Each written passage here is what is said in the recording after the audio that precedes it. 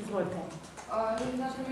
Gospod Bogovič, za vas in za vašo stranko je podobno stališče, morda tudi v Novi Sloveniji, volitve bi bile možne tudi sredi julija. Vi ste tem optimizmi?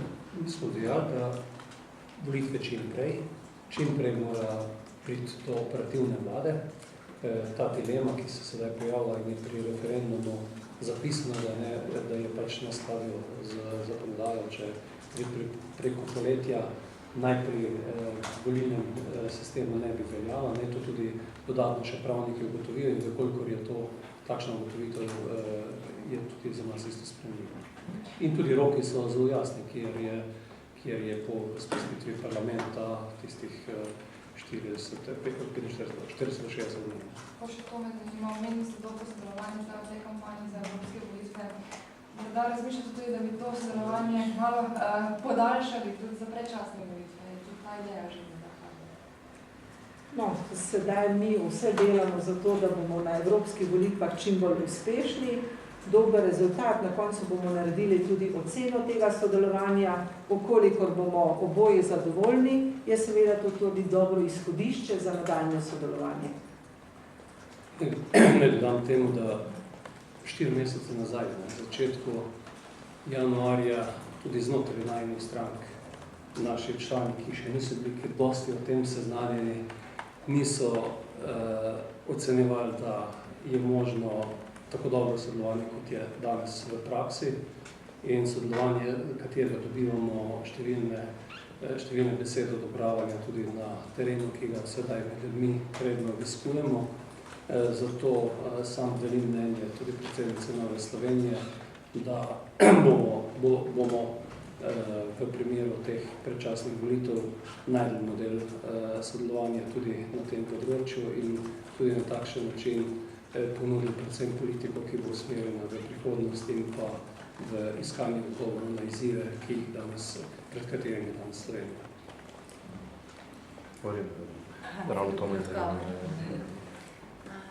No, mi pri tem seveda računamo na volivce, ki želijo v Sloveniji več sodelovanja, več strpnosti, več ukvarjanja z bistvenimi problemi Slovenije in več vključevanja in manj izključevanja.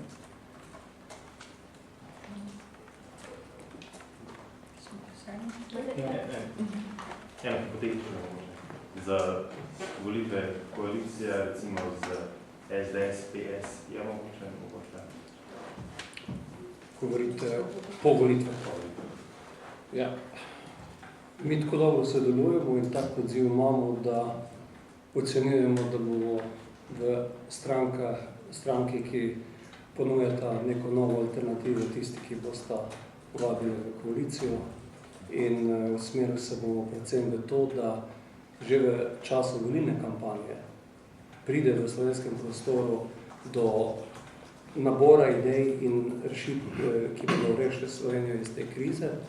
Od tu naprej pa mislim, da je vsaka koalicija, ki bi se delala na nekih ideoloških ali pa nekakšnih drugačnih postavkah napačna, ampak je potrebno podobno, kot to naredijo, če hočete v Nemčiji ali pa v Avstriji, ko so delali tudi velike koalicije, predvsem se posvetili vsebini in zapisali jasno koalicijsko pogodbo. Mislim, da je ta vlada zadnja, ki je bila ustanovljena z nekim povsem drugim namenom, kot s tem, da bi imela rešitve na izzive časa in kakršnakoli koalicija bo v naslednjem delu, od nje pričakujem, da bo imela v koalicijski pogodbi zapisane jasne stvari, katere bo delo 4 leta. In da se ve naprej in da se tudi, če hočete, v času volilne kampanje poiščejo te skupne rešitve in da se na koncu naredi tudi neka presečna množica, kaj sta 2, 3 ali pa koliko od strank v koaliciji so sposobni dogovoriti, predno se sklene koalicijska pogodba. Nemčiji so se vzeli celo več časa kot mi v Sloveniji, zdaj pa ne slišimo več o tem, ampak delajo. In mislim, da je to tudi recept edina možna pot za Slovenijo. Gospod Bogovič, vi ste zelo jasno rekli, da ne boste ovirali z nobenim postopkom predčasnih volitev. Kako razumete, da je SDS v bistvu edina stranka, ki v teh dneh ki se prav namenoma ne želi izreči o tem, ali bodo predlagali mandat? Skratka, edini se ne želijo odpovedati tem. umestnim rokom, ne, ki pripadajo poslancem za iskanje mandatarja. Jaz mislim, da tu še zdaj ena dodatna dilema, katero ne razreši tudi ustavno-pravni strokovnjaki. Prva je, ali je skop teh 30 dni prvih treba počakati in potem teh 14 dni. Tako da mi dva sva danes, sam sem tudi dajem odgovore za SMS. SDS pa postavite vprašanje, ne dajmo odgovore, kaj imajo v tem mislih, ko takšne odgovore dajo ali kaj ne dajo. Je pa neka razlika, ne? Na eni strani predlagajo samo razpustitev, češ, da je čim bolj jasno in čim hitreje do volitev, na drugi strani na nek način rečejo, da so za spoštovanje maksimalnih rokov, to ne gre, to dvoje ne gre skupaj. Jaz mislim, da še nekaj ne gre skupaj. Mislim, da je to, kar sem želel tudi prej že v uvodu dejati. Jaz vidim, da je ena ključnih stvari za dobro delo pa za napredek države tudi nek jasen ustavno-pravni zakonodajni okvir, ki omogoča neko stabilnost, ne pa volitve in pa možnosti za neke stalne razpustitve parlamentov.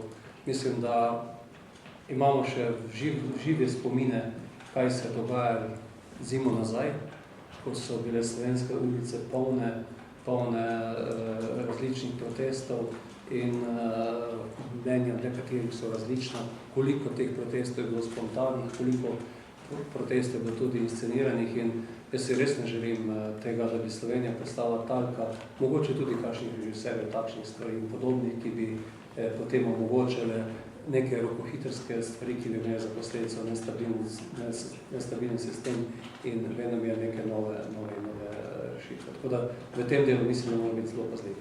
Dovolite, da odgovorim. Bolj podrobno, isto, kar je kolega vprašal, ne? Vse tu gre za čisto konkretno vprašanje. Če sem jaz prav razumel, se obe stranki strinjata, da je treba spoštovati ustavni rok, tudi ta dvotedenski za poslance in torej nasprotujete v tej rešitvi, da bi se poslanci, ne vem, pri notarju ali pa nekje odpovedali pravicam, ki jih imajo po ustavi, ne? Ali se tu motim? Tu se stališče ne razlikujejo. Tudi za SDS-ja, ne? Pa nas se razlikuje to, da mi ne želimo spreminjati ustave, da bi se državni zbor samo razpustil. Tisti drugi. Ja, tukaj pa ni, ne? Pri rokih. Te drugi, ne pa predsednik in tako naprej. Ja. Svojega. Pri drugem roku pa gre za poslance, da je njihova tudi odločitev, ne? Ali bi pristali na neko rešitev, ki ni v ustavi, ki ni v poslovniku, ki si jo nekaj zdaj zmislil. Mi že zdaj poskušamo dati razlage. Jaz bi želel, da te razlage dajo ustavno-pravni strokovnjaki in da bo zelo jasno.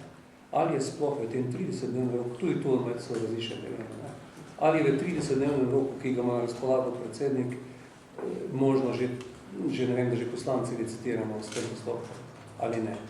Ali mora ta rok miniti. In zato se mi zdi ključno, da dobimo zelo jasno sporočilo, ki bo vodotesno. Če dovolite, bi še odgovorila na prejšnje vprašanje, kar se tiče prihodnjih koalicij. Res je, zdaj je to naše politično prizorišče zelo razburkano in se nič ne ve, kdo bo zmagovalec. V Novi Sloveniji ocenjujemo, da neka zmirna srednja pot, zmirna politika sodelovanja, povezovanja lahko na volitvah obrodi dobre sadove. Zato ni nič vnaprej določeno, katera stranka bo zmagovalka. Nova Slovenija bo pa sklepala koalicije s tistimi partnerji, s katerimi bo lahko uresničila bistvene točke svojega programa, kjer bo vladal partnerski odnos in spoštovanje in s tistimi, ki bodo imeli oziroma z ljudmi na pozicijah, ki jim to omogoča zakon. Mi se ne vmešavamo v to, katerega predsednika ima posamezna stranka, ker tudi zase menimo, da nam ne sme in ne more predsednika določati nekdo drugi, da ga bomo izbirali in določali sami. In zato bomo mi sodelovali s strankami, ne z osebami in osebnostmi. Sicer se nam lahko ponovno zgodi nekaj takega, kot se je zgodilo v primeru razpada te vlade, ko zaradi poteze enega človeka je pravzaprav bila posledica to, da je razpadla vlada. Torej, mi se zavzemamo za to, da koalicija mora skleniti dobro koalicijsko pogodbo, da partnerji se morajo te pogodbe držati, imeti pri tem partnerski odnos in pa ljudje, ki so na pozicijah, seveda, če jim zakon to omogoča in dopušča, potem ni naša naloga, da takega človeka izključimo. To je potem naloga sodišč, naloga zakona. Nekako navršen investitor, prej na začetku ste povedali, da ne nameravate prispevati podpisov, če bo kdo od nepovezanih poslancev. To pomeni, da ste že kakšno povabilo dobili? Ne, ni tega povabila, vendar odgovarjam tistim, ki mislim tudi nepovlaščeno zbira zdaj podpise po parlamentu. Tako da naši podpise ne rabijo, mi javno povemo in tisto, kar rečemo, tudi se zaživi. Jaz bi sem še tukaj mogoče ena razbistritev. Se pravi, za vas ne bo težava, če recimo pri gospodu Janši konkretno obvelja ta pravnomočna obsodba, če bo on še naprej predsednik stranke, boste vi podpisali koalicijsko pogodbo tudi z njim. Nimate zadržkov, če je to zakonsko čisto. Sem prav razumel? Seveda. Če zakon to omogoča in dopušča, kot sem dejala, pomemben je program, pomembno je partnerski odnos, dobra koalicijska pogodba, če pa zakon nekomu ne dopušča, pa seveda ni mogoče potem sodelovati na takem nivoju. Če pa bo gospod Janša v zaporu in še vedno predsednik SDS-a, bo pač tudi on delegiral nekega vršilca dolžnosti. To je stvar notranja, to je stvar stranke, njihove stranke, ne naše stranke. Torej, oni si določajo predsednika in kot sem prej rekla, ne sme biti vlada žrtev enega človeka. V Sloveniji preveč ocenjujemo stranke glede na enega človeka, glede na vodjo stranke. Pomemben je program, pomembno je delovanje stranke. S kom lahko uresničimo. In če je nekdo kriv, pač mora glede na zakonske predpise biti sprejete določene poteze, ne pa da mi o tem odločamo. Lahko se sam še jaz tukaj navežem Sabino Zolta, jaz tam morda za gospoda Bogoviča, no, ampak zdaj predvsem gospa Novak, no, ampak glede na to, da skupaj nastopate, verjetno delite to mnenje. Lani ste ravno zaradi tega, ker je bil gospod Janša obremenjen s poročilom KPK odšli iz koalicije, danes je pa še bistveno bolj obremenjen, ker je pravnomočno obsojen. Torej, kaj pravite na te besede, gospe Novak, delite, se strinjate z njimi, da tudi vas ni več pomembna osebnost, še pravi lani bila? Lansko leto smo v Slovenski ljudski stranki naredili jasen korak, ko smo stopili do predsednika SDS, gospoda Janšo in mu povedali naše jasno stališče, da smo na stališču, da ne more človek, ki je strani enega od organov ali to sodišče ali pa to KPK obremenjen s takšnim obtoženjem, kot je bil, voditi vlado Republike Slovenije. Predlagali smo, da v tistem trenutku največja parlamentarna stranka, koalicijska stranka SDS, predlaga novega kandidata za predsednika vlade in da vlada deluje naprej. Zagotovo so te zadeve, ki so se odvile zdaj v teh mesecih od lanskega januarja do danes še bistveno bolj obremenjujoče in v tem trenutku jaz res ne bi špekuliral, kdo bo koga kam vabil, ampak mislim, da so poleg tega, da so na vrsti pač organi strank in pa vsaka stranka zase, da si pač uredi razmere znotraj stranke, so po mojem prepričanju predvsem na vrsti volivke in volivci, se pravi državljanke in državljani Republike Slovenije, da odločijo o tem, komu bodo zaupali zadostno število glasov na volitvah, da bodo tudi formirali koalicijo. In kot sem že dejal, mi se teh volitev na nek način veselimo.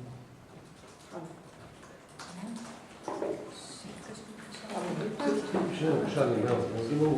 V tej situaciji se zdi, če gledamo, da je gospod Janković prevzel pozitivno Slovenijo, da bo SDS vključen na nek način odkrta, ampak na nek način bomo prišli v položaj, ko bi lahko volivci na volitvah glasovali drugače, kot je KPK odločila pred letom in to vprašanje imam, ali bo štel izid volitev, ki bodo zdaj, ali bo še vedno veljale te stare premise iz lanskega leta, da v KPK preglasuje voljivce, ki so odločili.